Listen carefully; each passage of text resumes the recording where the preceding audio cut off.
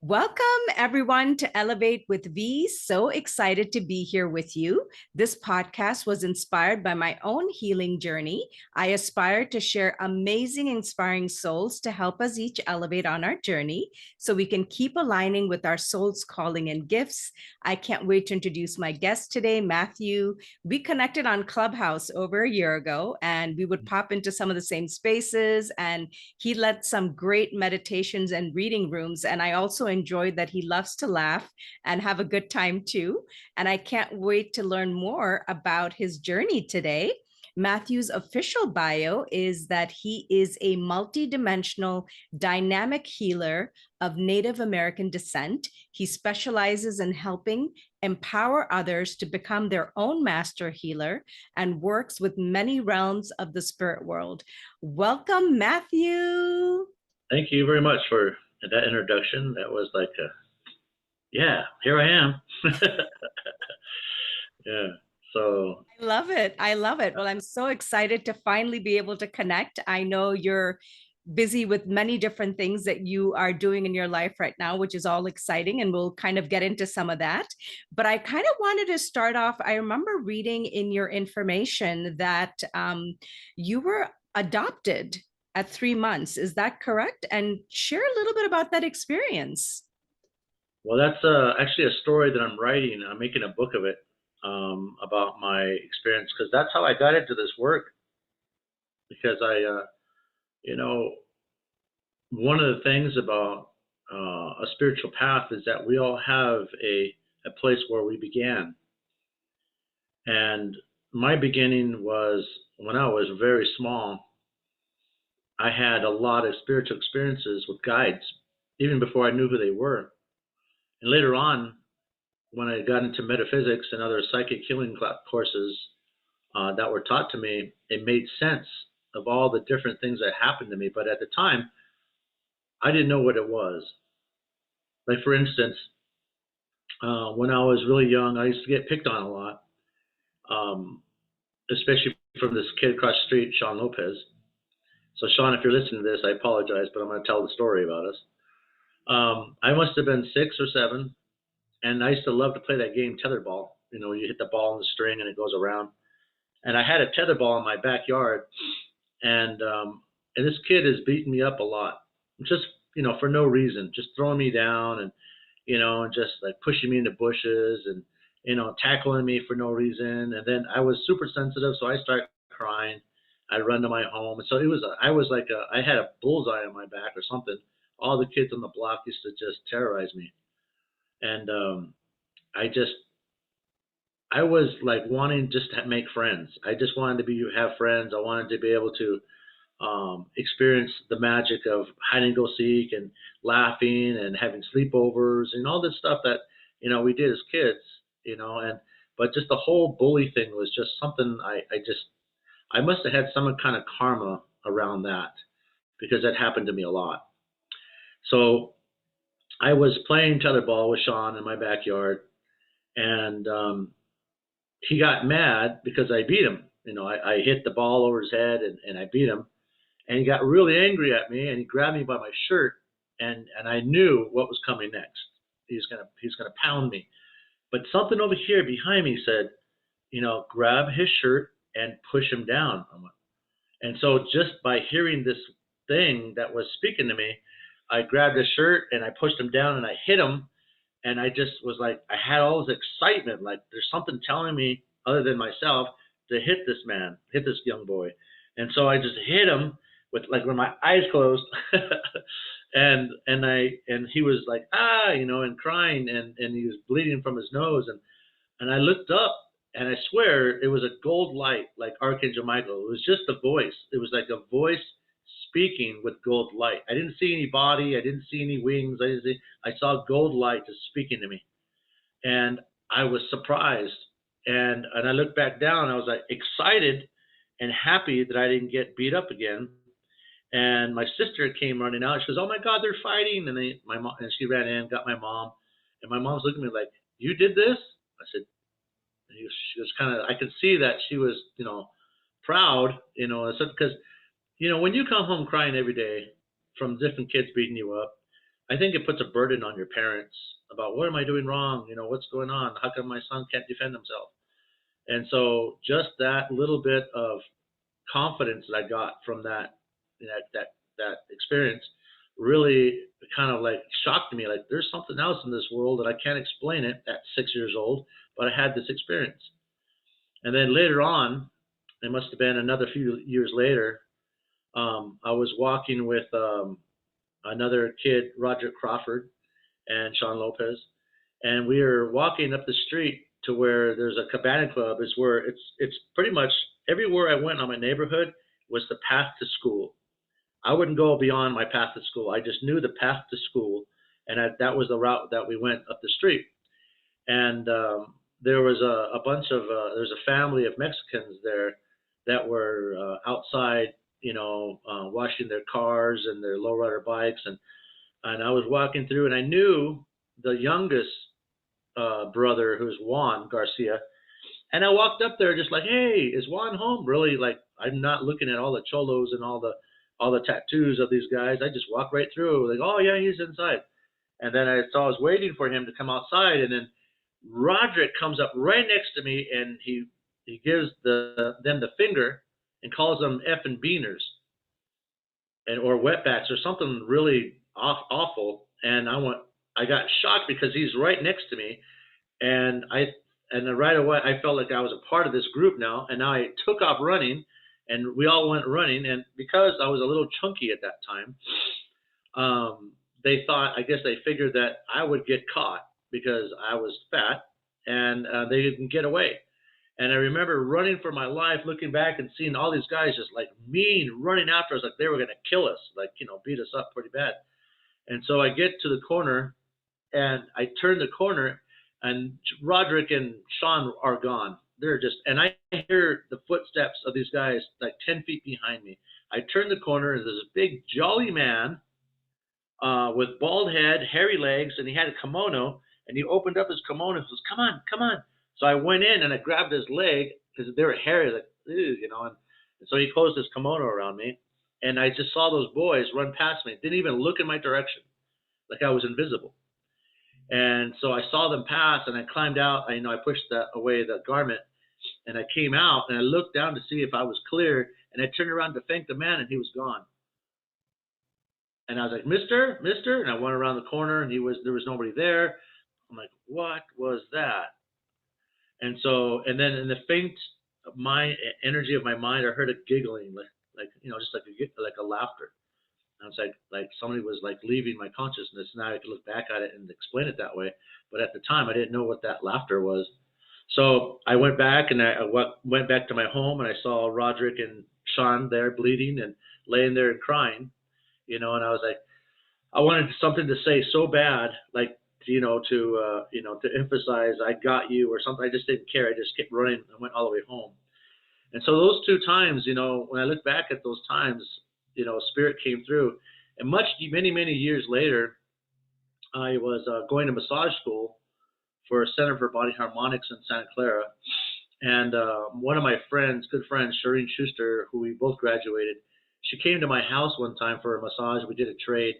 And then when she came to my backyard, I was at that time learning how to look at and speak with her guides, and talk and do like this was back in '95, and I was doing karma clearing, past life regression, and I was doing a bunch of stuff for her.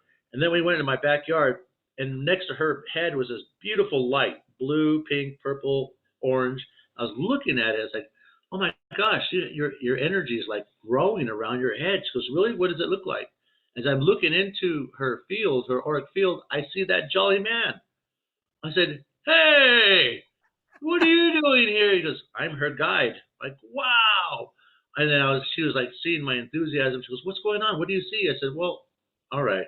So I told her the story I just told you. And I told this, and that's her spirit guide. He's that bald, funny man with the kimono. And I was just like, wow, you really do exist. So I was beginning to understand a little bit at a time that I have the vision. And I started to accept the fact that I was part of this whole generation of seers, of mediums. The title of mediumship and quantum healing That's what, kind of like what people call me.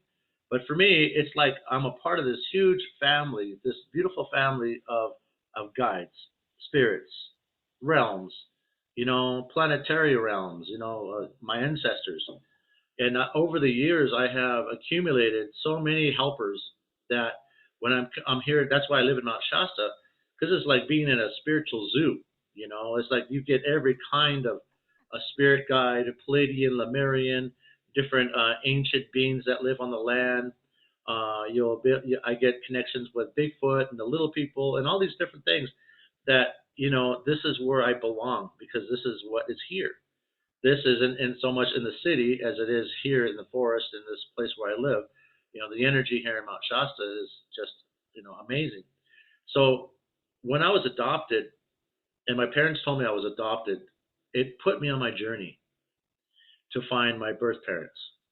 And I wanted to know because I knew things. I knew things when I was really young. I knew things about Native American stuff. I just knew things. I would be in fourth grade, and Mr. Graham would be talking about, how the Lakota people would move from place to place, and I would explain, yeah, well they're moving because that's where the game went, and custard, blah blah blah blah blah, blah. And I would know these things. So he's like, I haven't even explained that yet. How do you know this, Mr. Bueno? I was like, I don't know. So I've had many, many, lives as a Native American, but also I think that I was something in this life, that that really geared me or navigated me to find my birth parents. But that was my story. That was my journey. Because on that journey, 47 years of looking for my birth parents, I found mentors. I found teachers. I have a lot of brothers and sisters. I was adopted by three different people, different families. The Yakima family up in Washington, where I learned longhouse songs and short house songs and different ceremonies that way, and mystical ceremonies that aren't even people don't even know about. And then I was adopted into the Karuk people here in Mount Shasta with Walking Eagle, Jack Tom Sr. as adopted son, his adopted son. And then I was also adopted into the Lakota people, the Burnt Lake people in Rosebud on the Rosebud Reservation. So I was surrounded by Native Americans. They took care of me. They, taught me. I learned songs from all these different tribes. And over the years, there was always this voice right when I would give up or thinking about giving up. So let me go back a little bit. So I moved to Santa Cruz back in 95, or earlier than that. I think it was, yeah, 95, somewhere around there. I was a massage therapist at Whole Foods Market in Los Gatos, California. And at that time, I used to get these letters in the mail, and it had no return address, but they were always inspirational. Like this month, focus on being grateful, focus on letting go of your past, focus on making new friends and learning to be accountable.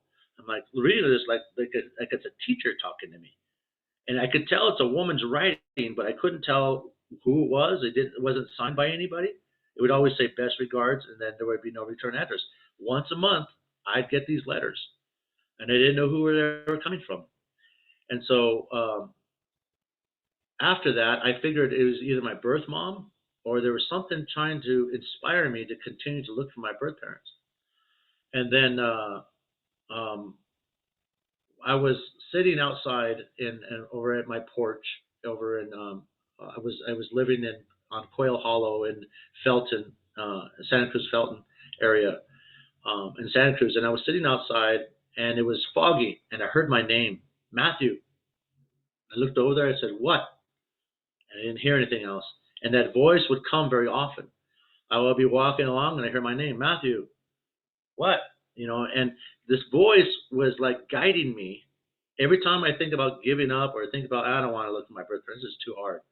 That voice would come up. I would hear that voice, and it continued to inspire me, continue to navigate me.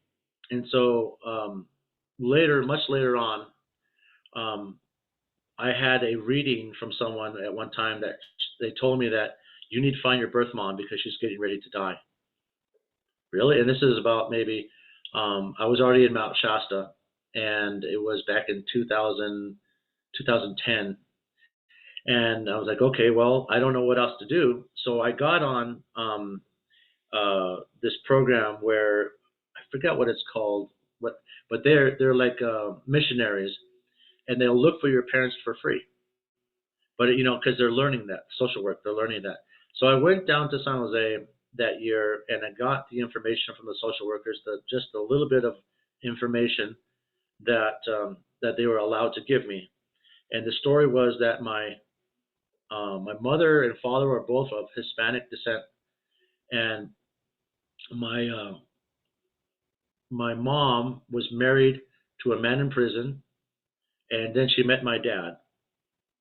And I had a brother from a previous marriage, and I and so she met my father. They had me, and then they gave me up for adoption. That's the only information I had.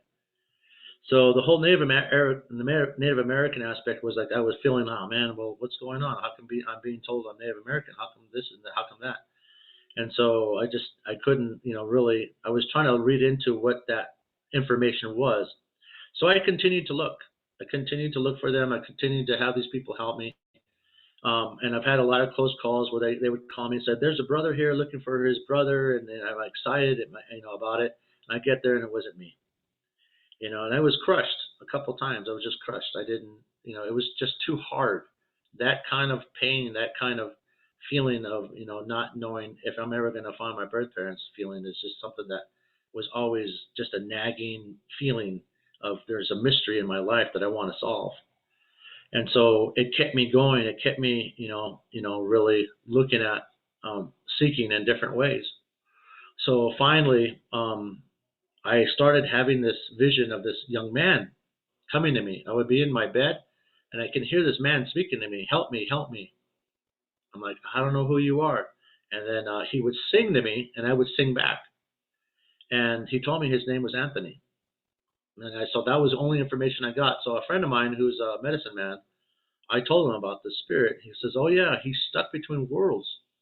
He's stuck between worlds, and he's reaching out for you."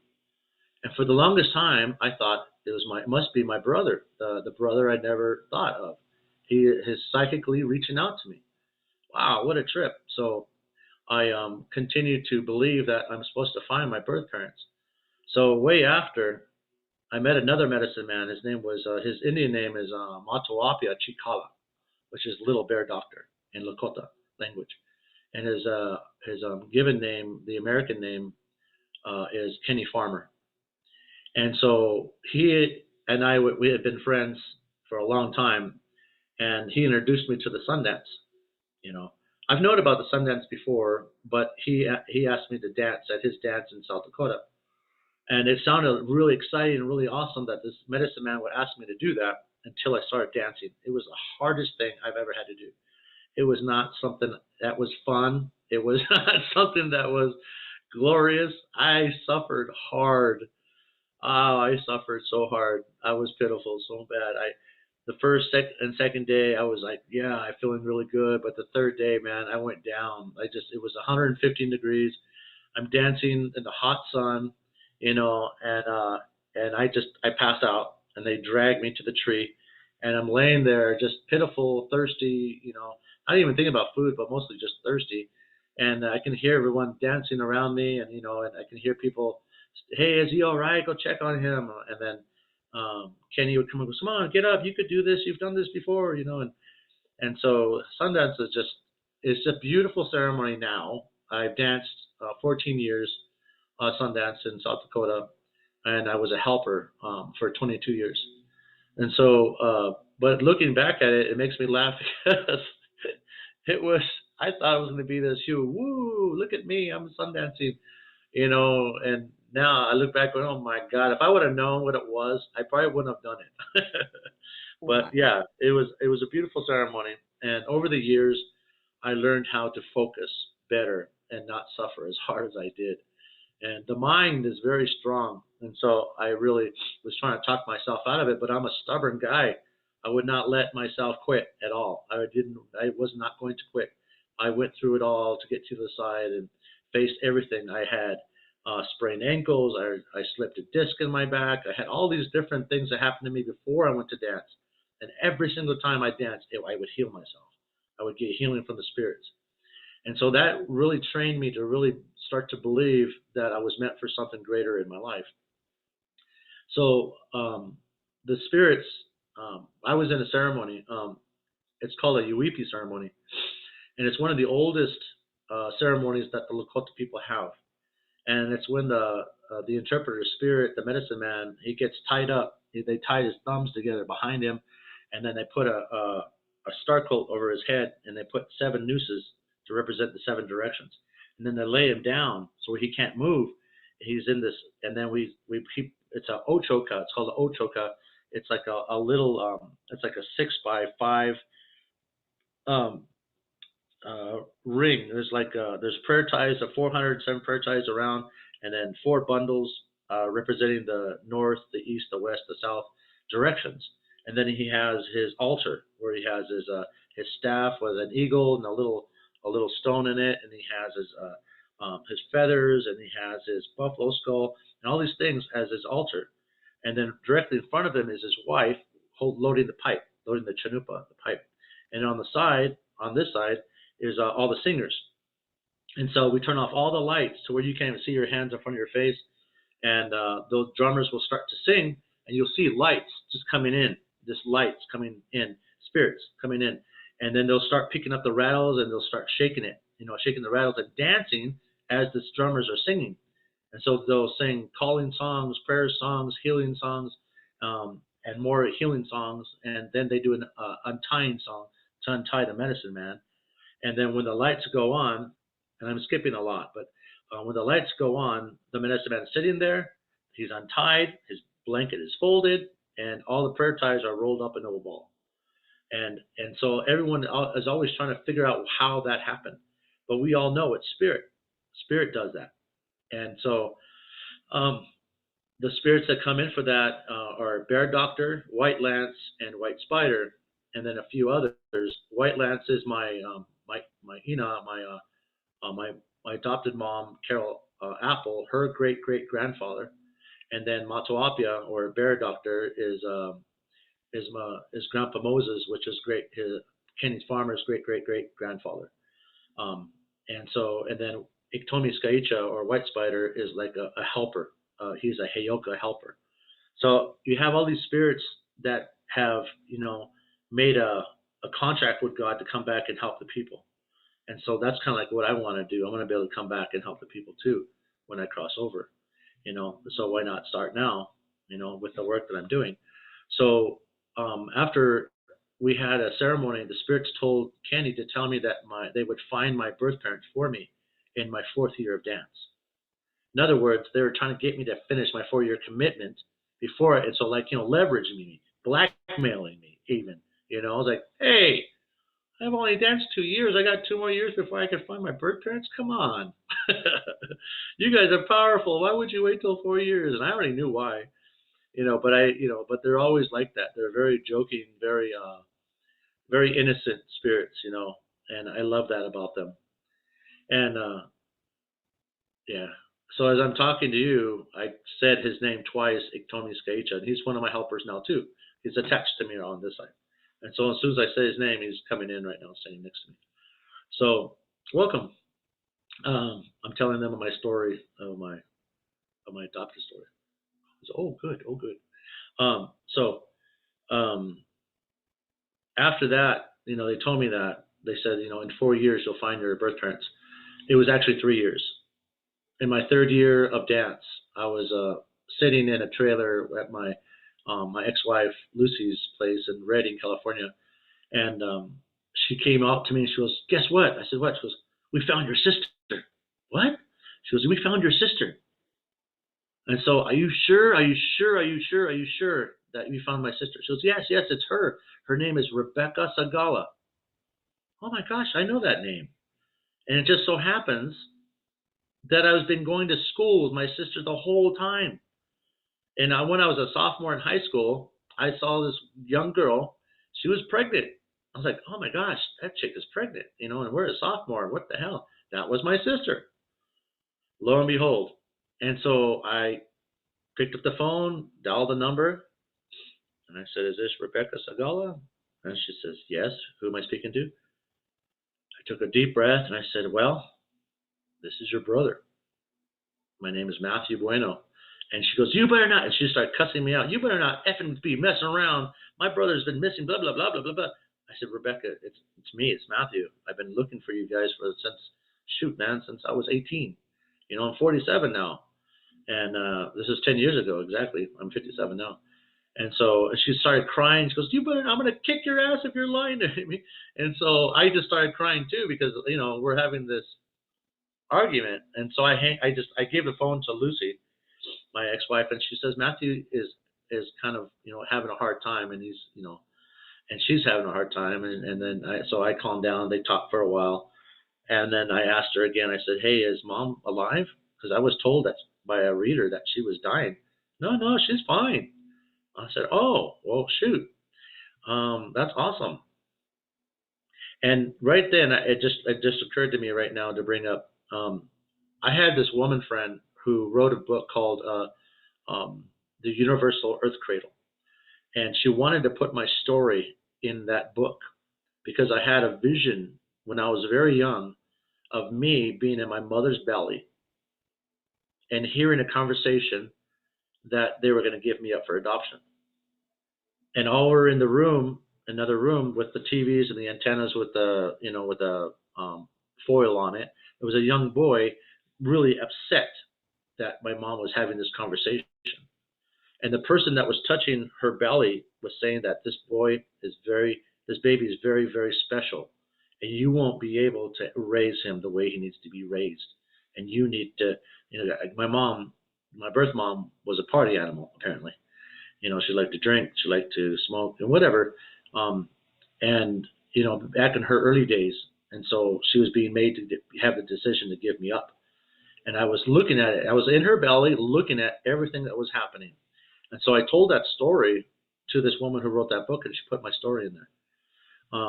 So when I found Rebecca, I asked, who is the grandmother that put her hand on my mom's belly? She says, Grandma? No, that was your Auntie Melba. My Auntie Melba? So later on, when I met my birth family and my Auntie Melba, I gave her this ring it's a very old serpent ring. It's a rattlesnake ring that I was given from another grandmother that raised me in Arizona. She was teaching me the Native American ways. And she had this old ring, that was worth a lot. But I didn't care. I gave it to Melba to thank her for helping me, for talking to me in my belly, or my mother's belly, while I was in there. And she chose, I remember that like it was yesterday, mijo, mijo. She's like squeezing my cheeks, and Anyways, I'm going back and forth here. But so I did find my birth parents, and at 47 years old. And the thing about it was that it was part of my growth. It was part that I learned how to Sundance. I read people along the way. I was able to see people's, spirit animals. I was able to do all these beautiful things. But what for? Why was I being given this gift? Why was I given this sight? What was the purpose of giving me all this awareness? And Brother Anthony, one of my first metaphysical teachers, used to tell me, you're the only one I know that gets everything on a silver plate or on a silver platter, and he doesn't know what to do with it. So, well, I became a massage therapist so I can, learn how to help people and clear their emotions. But there was something more I was supposed to do, and I didn't understand what it was. And so I continued to learn and understand. It's like life. There's no finish line. Really, there's no finish line. It's a constant learning about our lives, about what our mission is. And I truly believe that my mission is not just a day-to-day basis. It's a constant awareness about what life provides and learning how to navigate ourselves in the life that we've been given. And yes, there's a lot of ugly things in the world, but we create our own consciousness. We create how we want to live. We create our surroundings. We create the people we want in our lives. All these aspects. And one of the things is that we have to understand is that we all have an inner strength that never dies, that light never goes out. You can't even blow it out, and that's where I come in and help people find their strengths. That's where, because of what I've been through, it's caused me to have a different pair of eyes. I can see within dimensions that I have never even been ever introduced to. Sometimes they come and they stay, sometimes they come and go. Sometimes those dimensions are like big spirits who just show me something for that moment and then split and I never hear from them again. Same thing with songs. I can be sitting up in the hill gathering medicine and I'll hear a song that just sounds beautiful and inspires me. I'll sing it there for a little bit. By the time I get home, I can't remember it. And then periodically they'll come back, they'll come back into Sweat Lodge and I believe that everything that has a spirit also has travels. You know, the plants spirits travel, the animal spirits travel, everything travels. And one of the greatest gifts I think that was given by Jesus Christ was that, oh, I didn't go to that yet. I haven't told anything about that yet. So I met Christ twice. The first time was when I was going to massage school and I was learning how to sing. And the second time I saw him completely who he was when I was in Crestone, Colorado. And I was there with a friend of mine, Katrina, and she took me to this big labyrinth with full of Andara crystals and different medicine wheels. And I was really kind of cynical and a little bit judgmental, and I wanted to go home. And she took me to this place, like I don't know what she was trying to get us to get back together. We were fighting, and so it was the really weirdest situation I can ever think back at. So I go to this medicine wheel called the Universal Healing, and I stand in front of it, and I'm like, I'll just stand here. And I closed my eyes, and all of a sudden I felt myself being nudged to the left. It's like, what the heck? So I moved over a few steps, and I looked down. It said inner child healing. Inner child healing? Okay. So I closed my eyes. As soon as I closed my eyes, I can feel behind me a purple door opening up behind me, and it surrounded me like this. And as it closed around me, I looked down, and I'm in a rock quarry. I'm in a big bubble, like a huge bubble, a teleportation bubble. And I'm looking down, and I'm surrounded by oleander bushes, and there's a castle way off in the distance. And I'm in a rock quarry. There's rocks everywhere, and the place I was at has completely just disappeared. But I can see Katrina over there, off in the distance through this bubble. And I hear, "Did you know? Did you know when you channel the ascended masters for the people of Earth, we channel your soul for the people of the light?" "Hey, whoa, you don't look like the pictures," I says. And he was dark. He was dark like you, and he had a beard, and his eyes were hazel like mine, and he was super gentle, and that was Christ. I'm looking at him, and I go, "Could you repeat that again?" He says, "Did you know, word for word, did you know when you channel the ascended masters for the people of Earth, we channel your soul for the people of light?"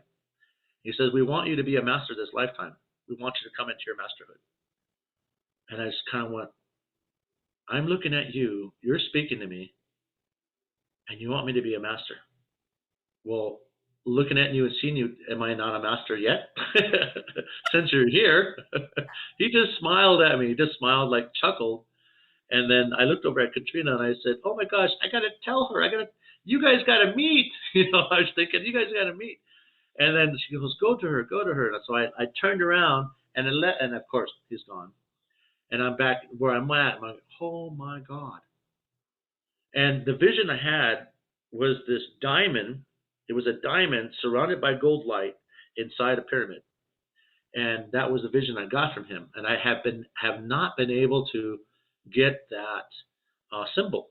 I've had people trying to channel it for me, and people I have not been. So maybe it's not something I'm supposed to show off. Maybe it's something I'm just supposed to look at and use that energy. So ever since I met Christ, he taught me that but being a master, I had to master first my emotions, master my connections, master my living space, which is something I'm still working on, and master abundance, which is I'm still working on. But I've gotten halfway there, in my mind, in my heart. So when I was talking with my birth mom about these things, um, I was sharing with her because I wanted to share everything with her because I wanted to tell her where I've been, what I've been doing, who I am. This is who I am. And she did take one of my classes. She took my energy mastery class back, when I first met her, um, and 10 years ago. Um, and and so when I tried to explain this to her, it was kind of like she could see that I was telling the truth, but she couldn't understand why, how this could be. And so that man that kept contacting me, I asked, "Where's my older brother?" And she looked down and she says, "That was Tony. He was murdered. And it must have been when you were a sophomore." And I told her, I remember I was walking with my friend Eric over to the Quickie Mart to go do some breakdancing and eat nachos, is what we did in school. And when on the way back, well, before we were walking over there, we could smell something like something died. We thought it was an animal. And when we came out of the Quickie Mart, there was the coroner, there was the cops, there was an ambulance, and there was this woman screaming her head off that made me feel like eerie. And I whoa, and then I found out later that was a young man that got killed. And that's a whole other thing too. Oh my God, that is just a horrific story. So I dated this young lady. Her name was Linda Hernandez when I was in eighth grade, um, and we dated for a few years. And she lived right around the corner from me. And my brother Tony, as I understand it, said a name to her. He called her a B word, um, and then she got these guys to get him drunk and beat him up. And instead, they ended up killing him. And so everything is coming full circle like that. My sister going to school with me, being pregnant, and and my birth parents lived right behind me, not right behind me, but the street behind me down the road, and they were right in the same neighborhood the whole time. I didn't even know. And so when I was explaining this to my mom, she said that was me. That was me that was screaming, and that was the day I told my family about you. Whoa! So the whole adoption thing, and I'm speaking to anyone else who is adopted, and I can tell you from experience that for me and my sister, it wasn't all glorified the way I thought it was going to be. I thought it was going to give me all these different answers. Yeah, I'm Native American. My mom's mom, Grandma Lily, uh, was Yaqui Indian, so I'm from the Yaqui descent. And my father's side, they're from the Aztec descent, Mexica. So I have both of those aspects, in me. I'm Yaqui, but I was also adopted into a lot of different tribes. That's why I've been universal, and that's what kind of makes me a multidimensional person, because I have all these different awarenesses from all these different tribes and all these different classes I've taken over the years. I've taken Kahuna, medicine work from Hawaii, and I've taken metaphysics from brother Anthony. So I have both connections of the Kahuna Nation and the metaphysical and medicine man, who my dad was a medicine man, Kenny Farmer. So I have all these, different aspects of this, different tools and different teachings from those areas. So it made me realize how important the parents that did raise me, who they were. I blame my mom for everything. The one that raised me, I blamed her. I thought she was hiding my mom. I got into arguments with her. I ran away many times. I fought my dad. I had an alcohol problem. I had a drug problem. Growing up, I was angry. I was pissed off. I was pissed off at God for many, many years. Um, and all those aspects I've had experiences. But when I found my birth mom, it made me realize this woman is a foreigner. She doesn't know anything about me. She's never been there when I was sick. She wasn't at my soccer games. She wasn't at my plays. She wasn't there at my first communion. She wasn't. She was never there. Why is it so important to find her? The only reason I can think of is because I wanted to make sure that I was Native American. That was the only reason, because that meant a lot to me. They would it would it would clear up a lot of notions and a lot of mysteries I had inside myself. And I know that story wasn't very clear, and I bounced around everywhere. But those are the points I really wanted to say and reach out and talk about. It's just the from beginning to end, and there's so much more in that story that I can talk about. But for the most part, I thank Christ and I thank God for being my main teachers, because the light, the great spirit, the energy is a mystery, and they come to us in so many different ways. I've met Bigfoot here. I've met Bigfoot. I've met the little people. I've met the Lemurians. I've had experiences here, and that's why I live here in Mount Shasta, because a lot of that happens. I have still have a lot of experiences, with UFOs and everything else, and it's not like, ooh, it's like, yeah, they're there. Hey, how you doing? You guys just passing through? All right, man. We'll see you later. Macchiata, stinky relative is what we call him, macchiata, and that's Bigfoot. And I've had experiences singing to him and him singing back to me. With Medicine Man, Charlie Red Hawk Tom, who died back in 2013. And so being adopted, it changed me because it made me and molded me into the man that I am today. So I have a lot of different streams of consciousness because of that. And I'll tell you, this last part is that when I told my mom I found my birth mom, she was worried, really worried. And I got in the car thinking I was selfish, I was self-centered. I was thinking I got to get home. The kids, the two young, Jason and Callie, and my second marriage, they wanted to get home, and I wanted to get home too. And I was like, man, this is like, when I met my birth mom, it felt stale. It didn't feel heart centered. It just felt like I went to some people's house I've never met before. I didn't feel any fireworks. I didn't feel any lavish feelings of love and connection. I just met new neighbors. It wasn't anything and it did not fulfill what I thought it would fulfill. And so on my way out, I'm getting in my truck and I'm getting ready to take off, and Lucy grabs me and she says, "You better get in there and tell your mom that you're not leaving her for your other mom." And in my mind going, how could she think such a thing?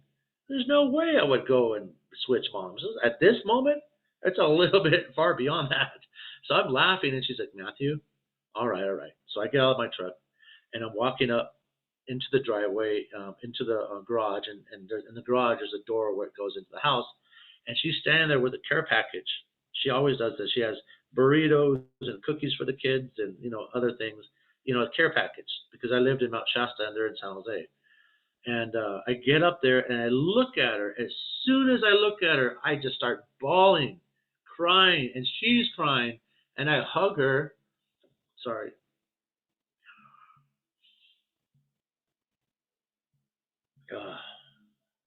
It's still.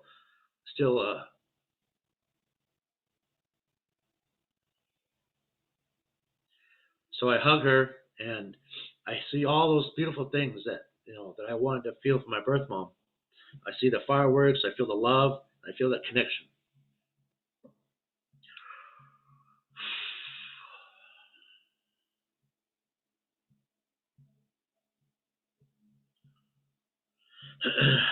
So yeah, that was, and it still is. It's fresh in my mind, as you can tell. um, and fresh in my heart. So we hugged, and it was exactly what I needed. From that experience, it was exactly, for what I was searching for. Was I already had this relationship with my mom, and so it made me realize how important who we have in our life are. My mom and my dad, who raised my sister and like myself, did the best they could. And for the longest time, it took me for a long time. It took me a long time to ask for forgiveness the way I treated her as a teenager, and all that crap I did to them because of what I thought I was being. I thought that they were hiding my birth parents. I thought that God was punishing me for the longest time. But they kept giving me more and more. They kept giving me more and more love and spirit and energy and medicine and different, it was like my whole life has been like a circus, the best circus in town. The trapeze, the balancing beam, the lions, the clowns, all those things were in my life. because the circus, when I first went to the circus when I was really small, I loved it. I loved the circus. Oh my gosh, if anybody's ever gone to the circus, just the popcorn, the peanuts, and all that, all those things happening, just that, and that's been kind of my life. My life has been in a circus in heaven in a good way, and I've been able to um, experience so many different things and so many different people and so many different ceremonies and just the color of life itself, you know. And so after meeting Christ and working with all these guides, I started to put together classes. I started to put together how I was taught by Brother Anthony Panera. He died back way when too, and he was an inspiration. He was what we call a two spirit.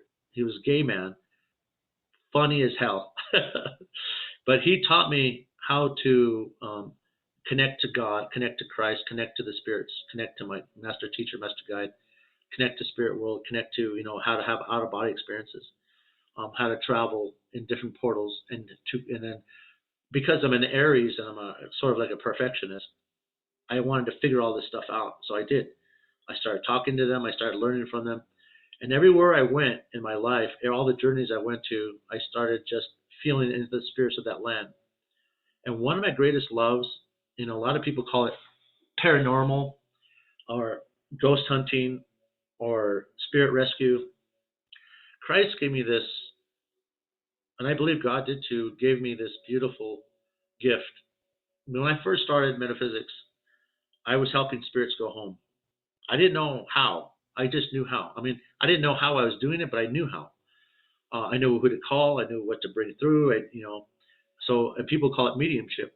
And so that's one of my greatest classes is to teach people how to be a spirit rescuer, to help these spirits go home. And how it started was my brother Tony. And so when I asked my birth mom about Tony, she told me that he saved my life. When her husband got out of prison, he came to look for me and kill me. He wanted to kill me because she just got pregnant and has a child from another man. And so he hid me underneath. She said I was a month old. He hid me underneath a bunch of clothes in the closet and held his hand over my mouth so I wouldn't cry. And my mom got the beating of her life. And so I owe that to Tony for saving my life. And 2 months later, that man hung himself because of that. But he was also a pedophile. So there was all this stuff, and that's why my mom's world was, and that's why she gave him up, because all this chaos. And now I grew up with the Bueno family.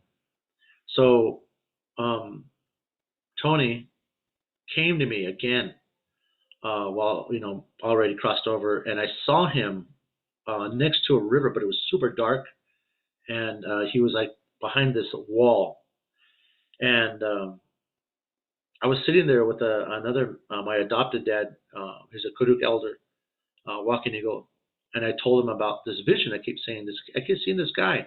I thought for sure it was my brother, but I don't know who he is now.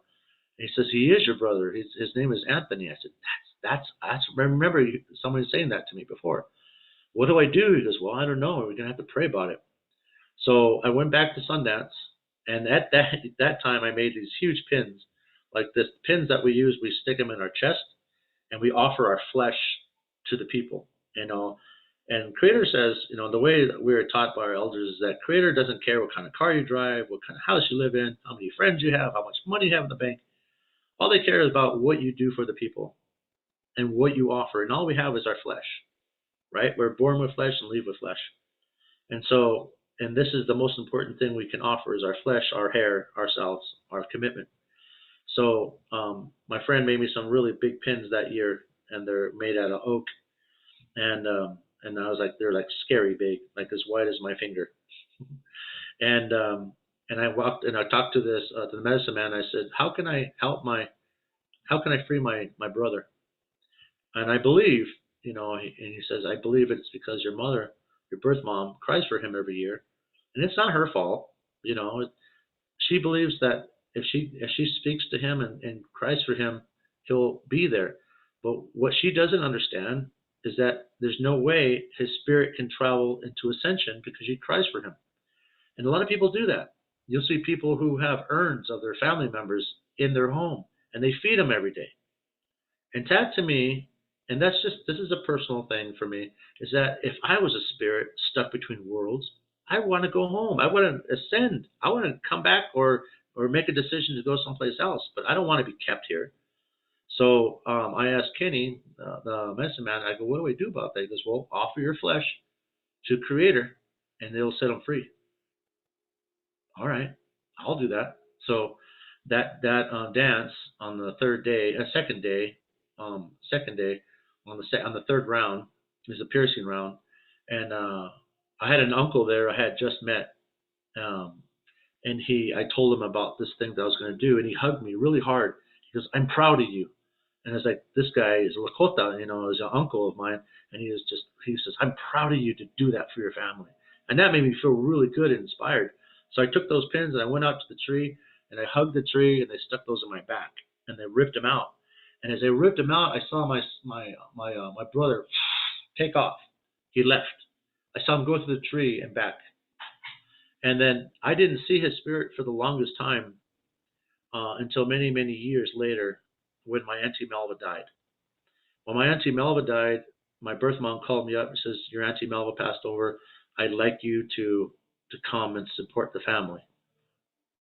So at the church down south in Bakersfield, I went down there and I was holding my mom, her arm, my birth mom, and I was walking her into the church. And then Tony's spirit, I saw him come in, fly in, and he came right here. He says, "Hey, brother, I'm glad that you're honoring our family because I can't be here. Thank you for doing that." And he took off. So he was free to come as he pleases, because I offered my flesh for him. So that was the last time I saw him, and I haven't seen him since. So this story that I'm giving you is a part of my life. It's a part of my foundation, and it's part of how I got to know the spirit world and how I got to know Christ, not as a religion, but as a teacher and a friend, and I speak to him a lot. And there's a divine light that each of us has inside that is just waiting to be, acknowledged, to be waiting to be exposed to the light. We're like cherries with seeds, right? And the seeds are like a ball of energy. And then when it's your time to open up that light, that's where I come in. I help people to navigate themselves into that potency and to plant that, to nourish that seed and open that seed up so they can not only experience themselves, but experience their life, everything, their whole life, and how a person begins their life, their younger self, their teenager self, their adult self, and then their elder self, and the energy that runs through me is in my teachings. The energy that runs through me and the visions I have is in everything that I create. Just like someone goes in the garden and puts seeds in there and they baby their plants and you can taste your spirit in everything you create. Same thing with metaphysics and mediumship in all the classes that we teach. It helps people to really recognize themselves and their potency in this life. And not for showing off or look what I can do. It's about really learning how to connect with everything around us, to connect with creation, to connect with your family, and not just your family of your human sense, but your family of the soul sense, your aspects of your soul's lifetimes, and calling them back in. And there are no impossibilities when you work with this kind of energy. There are no impossibilities. And I've learned that. Everything that I thought could not ever happen, finding my birth parents, I thought, no way, that would never happen for me. How could that happen? And it happened. And I feel that we all have a divine plan for ourselves to really learn how to open up our hearts bigger and better. And sometimes we need help with that. Sometimes we need assurance. Sometimes we need someone like myself or other people that I know. I have a lot of friends and a big community of helpers and healers and mediums and so on. We're all here as a family to help one another grow and achieve what you want to achieve. And I think the best and most beautiful experience I had is not only the journey, but it's also the validation of what we feel and hear. When sometimes when we get that feeling, we look up in the sky and we see a shooting star just for you in that very moment.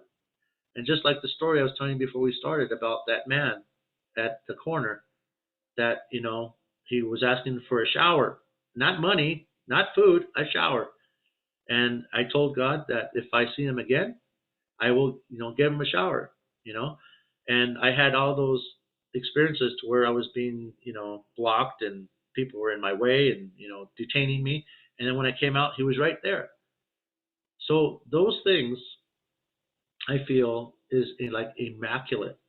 Those are the miracles. Just that experience is the miracle. The giving part is just the essence, and the giving part is just like the cherry on top. You get to be who you want to be and how you want to share yourself. But I really truly feel that my life personally um, has opened up so many different flares of light in my body. Every experience has, helped me to see deeper into the world as I see deeper into myself. The deeper I go into myself, the wider I go out here, and that consciousness continues to grow and grow and grow and grow and grow, and so, um, and living here in Mount Shasta, it's like every day I'm in training. Something else is coming my way where I need to navigate it. Whether I'm out cutting wood, fishing on the boat, playing with my dog, or meeting people at a retreat, and there are a lot of retreats here. Um, so this year I'm going to be doing some mini retreats and so we have the Lionsgate that's coming on 8/8 on August. So we're going to be doing mini retreats, taking people up into Ascension Rock, up to the mountain, and doing some channeling and some singing, and just really sharing with people what the energy is here and how they can tap into that for themselves. You know, and once people get to realize that it's already inside themselves, they're not going to be looking out here for answers. They're going to be looking in here for answers. And that's how I found me, as I was looking in here for answers. So that's my story. Thank you for letting me share that. I was not expecting to be getting emotional. Hey, that's beautiful because, that's what I love. It's like just being in the moment, right? And I just really have enjoyed, even though you were literally weaving, right? So many pieces of your story, it all kind of flowed and like made sense. And I think, even this aspect that you were talking about, like, what happened with your birth family versus like the adopted family, like, all of this is like really important because a lot of people have experienced so many different things, right?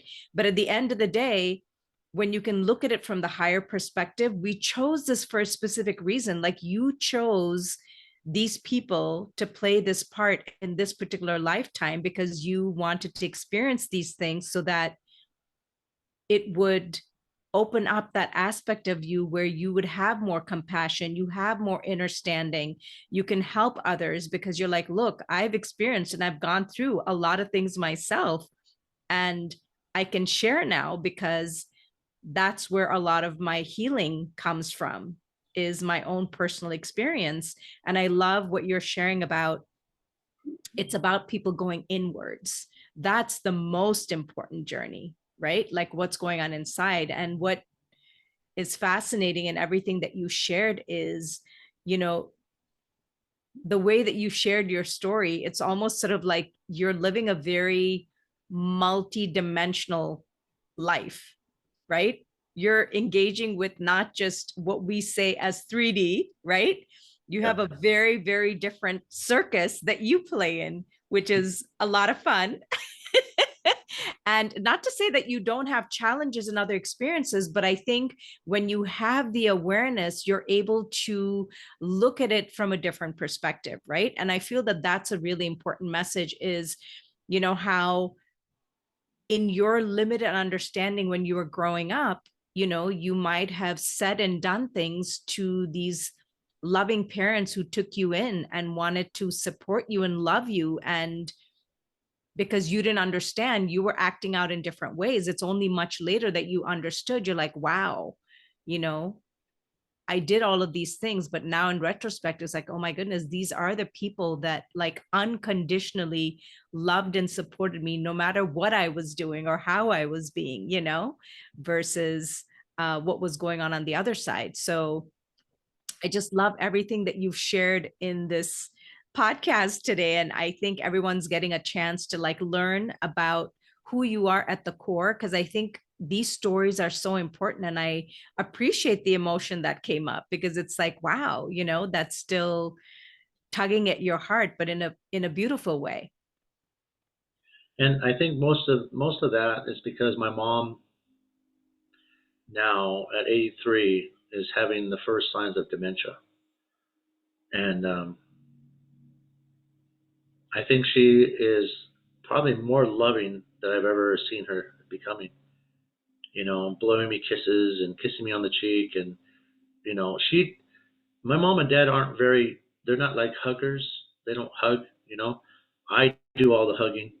My sister, forget about it. She won't hug. She's an introvert, and so I mean, she was so bad that I'm sorry, Nicole, if you're gonna hear this podcast. Um, she used to put a blanket over her head and walk around the house because she didn't want to be seen, but she wanted to be part of the family. It was funny. So my mom, she's having a hard time, and she's going through some challenges with, and I think for me, seeing that happening to her, I try to be as present with her as possible whenever she's here. And it's hard to see that happening because of what we've been through as a family, and so it's mostly about really taking every moment we can to love our parents, you but the thing I wanted to share with you was that for the longest time I wanted to be like everyone else. I wanted to have a regular job. I wanted to, you know, I wanted to have a family. I wanted to have children. But it wasn't meant for me in the cards this lifetime. I tried 3 times, and it just wasn't in the cards for me. And I have a lot of friends who have families and kids and that. And my life has been surrounded by spirit, about ceremony. Um, and I there are a lot of people I truly love in my life, truly love, who are always there, who inspire, who light me up, um, and those are the ones that I feel that we need to have more of, like that, because we start to recognize that the family that we're looking for, as long as we are ourselves in this life, we draw that family to us, and those are the authentic people in our lives, the people that are there to raise up your vibration and to be excited that you're there and to light up when you come in the room. Those are the people that we need in our life. And again, we get some of those that are just, they keep us, like a diamond in the rough. They'll help to keep us, humble. But it's okay. We just learn how to navigate ourselves and choose where to put our energy. Choose who to put our energy with. It's up to us about how much you want to give. And I am a giver. I give a lot more than I probably should. But I am very, very happy to share a song with you, if that's okay. A little bit Yes. about. Okay, so I'm going to do that now. And what this song says is that it says that I'm bringing heaven to earth. Now, my voice is still a little out because I was singing last week for about 4 days straight, but I'm going to do my best that way.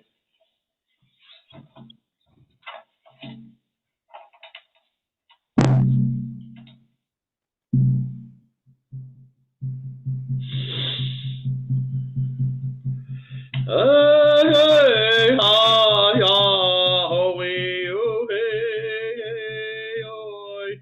Oi, ha, ya, hey, ha, ho, wee, oh, hey, oh, hey, oh. Way, oh, ha, ya, way, ya, hey, ya, ya, ho. hey, hey, oh. Tako akanchi Hawaiian kapoyo Chanu pakile wakayelo Wachi oya teki bleche ampelo Hey, hey, oh. Hey, ha, ya, ho, hey, oh, hey. Way, ha, ya, hey, ha, ho, hey, oh, way, oh, hey, oh. Way, oh, ha, ya.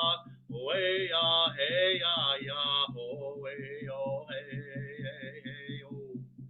Tako wakanchi Hawaiian kapoyo Chanu pakile wakayelo wachio ya teki bleche ampelo hey yo hey haya away you hey yo away haya hey ha away yo hey yo way yo haya way ya hey ya ho way yo hey yo Tako wakanchi Hawaiian kapoyo Chanu pakile wakayelo Wachio ya teki bleche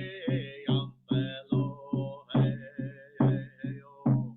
Hey, haya, away you, hey, oh. Away, haya, hey, ha. Away, oh, hey, oh, hey, oh.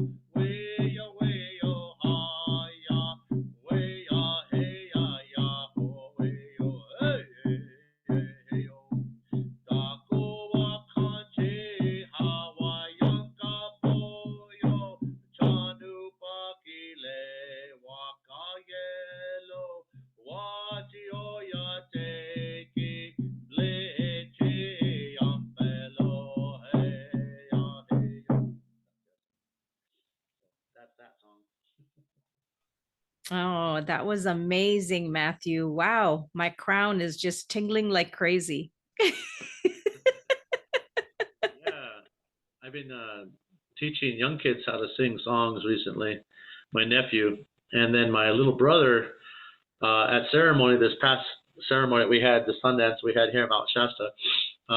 He's 22 now, but I've known him since he was 6, and his name is Ishaha. Ishaha is the word that Kuruk used for water. Ishaha. And Ishaha asked me. He says, "Hey, would you teach me these songs?" I said, "Yeah, man. Are you kidding? It's about time." So Well, tell yeah. us a little bit about like what you were sharing so that the people that tune in can kind of understand what you were sharing. Were you just channeling, some codes? What were we receiving in this beautiful song? Oh, so when I sing, I visualize the energy of light coming down, like light coming down, and basically it's always about whatever people need. So if a person is feeling disconnected, they become connected in their own way. They start to have memories or inspirational thoughts or things about that will help. Spirit never gives a direct answer. They always give you something that you can work towards. Or and I know their riddles. So whatever they say to me, I do. If they say, "Hey, today would be a good day for you to go stand in the river and pray," I mean, like in front of people, well, whoever's there, and I end up every time I go, I end up meeting somebody, or I end up talking to somebody, or I end up doing like I was told just the other day during a retreat we had, go to the mountain and get some stone people. I said okay. So I went up to the mountain. I sang to the mountain, Mount Shasta, and then we started gathering. And then 2 people started walking down the road and said, "Oh my gosh, we heard you're singing." And then right away, my grandfather says, "Give her a blessing." I said, "Okay." So I walked over there with my eagle feather and I put it on her forehead and I asked, her spirits to come in and she was telling me that she works for the Ohlone people down in Santa Cruz, helping them to get back their land. But she keeps running um, into blockages and conflict, and the government won't let them get back their land. So I knew exactly what to pray for her to open up those conflicts and to show her the way and to bring the people that will help her define and navigate and bring that that miracle to be to be able to help the Ohlone people get their land back. And so that was the blessing that came through for her. And she was crying and everything else, and it was beautiful. And I don't think I was up there to get stones. I think I was up there for her. So they kind of give you a whole, entourage of all this stuff to be part of. Just show up, for God's sake. And what you get when you get there, you'll find out what it is. Pretty much is what they tell me all the time. So that song is bringing heaven to earth. So I visualize light coming down into people's minds and giving them whatever it is that they feel they needed right there in that moment. You know, that's a prayer. When you can visualize and have emotion, you're tuning in to the God aspect and looking down upon your people and what would be the best scenario for these people to have is what I say to them. So that's kind of the songs I bring. So when I'm singing for Sundance or I'm singing, for people in Sweat Lodge or something like that, every song has a different prayer, a different tool, different energy, and different spirit that comes through. But all the songs that come through, they all have their own spirit. And how they were developed and created is what you bring through your song. So this song was created by a man, and I can feel the age of the song and how far back it goes. And so as it comes through, it brings in that timeline. And so when you bring in that timeline, there's nothing you can't do. It's just a really powerful way to achieve connection. I know Yes. how to do that. I love it. I felt it. I'm still feeling it. So I'm really excited when this episode comes out for people to tune in and to see what they experience, right? To be open to receive. And I love that. I just wanted to make sure to ask that so that, people who are tuning in will be like, what was that about? I feel something, but I'm not sure what that is. So I love that it's so sort of inclusive, right? If you think about it, it's like each person is going to get what they're needing in this moment, when they listen or they tune in, which I think is really, really beautiful. And I just want to say a huge thank you, Matthew. It's been such a beautiful time actually just listening to your story. I really was amazed that I didn't really have to ask you much, and we really got such a beautiful story from you. I'm like, oh wow, I can just be listening intently and don't have to ask anything. It's just beautiful. So I just want to remind my amazing audience that's going to be tuning in that all of Matthew's information will be in the bio section everywhere that this gets posted.